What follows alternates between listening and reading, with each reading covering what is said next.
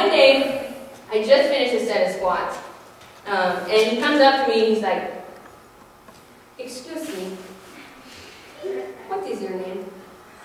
I was like, "My name's Heather." He's like, "My name is Tony. I just wanted to let you know that I think that you had the most strongest legs in the gym. And I never met a woman with the strongest legs as you. We should do legs together sometime." And I was like, "Okay," you know, and then he's like, "And Heather, you had the most beautiful eyes, and you are bonita." And I'm smart, I know bonita means beautiful, right? And so like, I was like, for a moment, I was like kind of flattered where I was like, "Have you strongest legs in the gym?" You know what I mean? Like, I was like semi-flattered, right? That this guy was, you know, sweet-talking me, right? But I knew that he was probably trouble, but he would always come around and talk to me, and he always talked with his hands too. And I always had such a hard time understanding him too. But anyways, like, so he asked me out to dinner like a few times, and I was just always like, "Oh, I'm busy," you know. But finally, I gave in. I was like, "Fine, I'll just go to dinner with this guy, get it over with, and then, you know, be done with it, right?"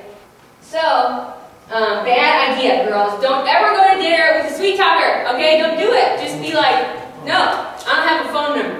You know, like, just tell them you don't have a phone number, okay? Like, so, anyway, dumb me gave him my cell phone number, all right? So he would call me all the time, all right? And I would always let it go to voicemail.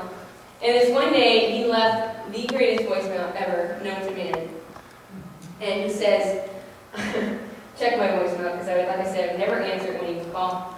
He says, "Heather, I can't stop thinking about you. I go to the gym. I open the door. I look around, and all I see is you." And I was like, "What?" And I was like, "I'm not even at the gym. Like, what are you talking about?" And all I see is you. You know, like, this guy's messed up. And so, like, we were supposed to go out to dinner this one night. I think it was like a Wednesday night or something like that. And I just got up that morning. I just prayed. I said, "Lord," I said, "I know it was dumb of me to say yes. I just don't want to go." You know what I mean? So I was like, "Whatever you can do, if you can make it happen." You know what I mean? And he never called. Like, he was supposed to call me, and he never called. And the night went on, and the night went on, and I went to bed, and I was like, "Yay!" You know, like, I didn't have to go on a date with Tony, right? And so, like, what a score. And so I show up at the gym, like, you know, it's one of those experiences where it was like,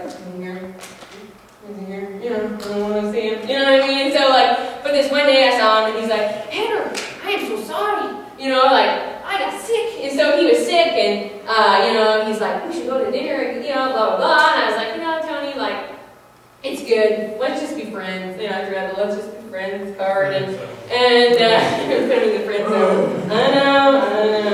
And so he's like kind of bummed about it or whatever, but he's like, "I understand, you know."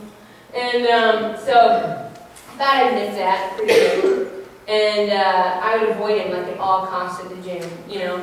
But this one day it was like unavoidable, and he's like, "Here, let me walk you out to your car."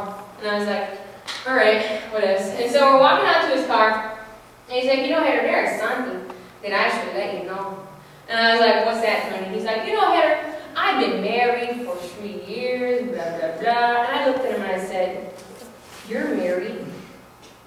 And he's like, "Yeah, you know." And I looked at him and I said, "You need to go home to your wife and stay away from me."